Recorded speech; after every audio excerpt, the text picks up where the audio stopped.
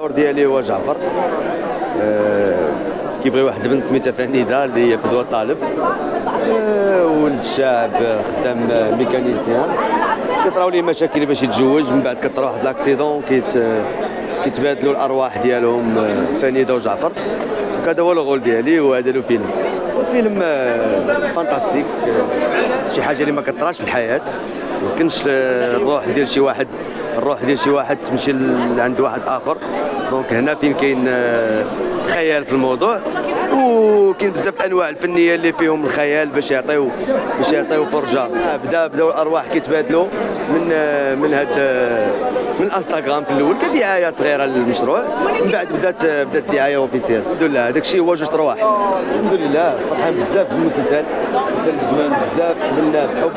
شكرا لشركه الانتاج اليام برودكسيون، شكرا لايوب الهنود على هذا المسلسل الجميل، شكرا للممثلين كاملين، السيناريو بسمه وايمان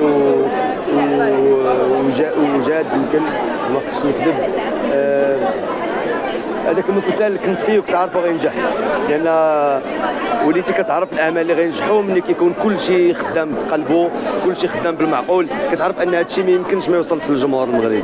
هذيك الشخصيه سعيد هكاك تصاوبات مع المخرج وكيفاش خدمنا عليها ودخلت الجمهور القلب ديالو. دونك هذا هو الجديد، هو جوج رواح. شي حاجه اخرى ما نقولهاش دابا ان شاء الله.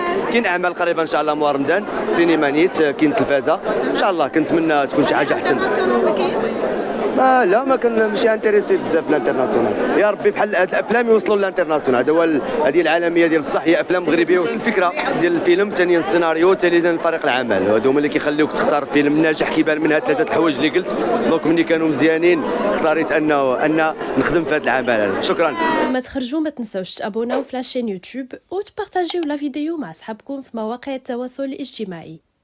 ما تنساوش ديروا جيم وتضغطوا على الجرس باش يوصلكم الجديد ديالنا.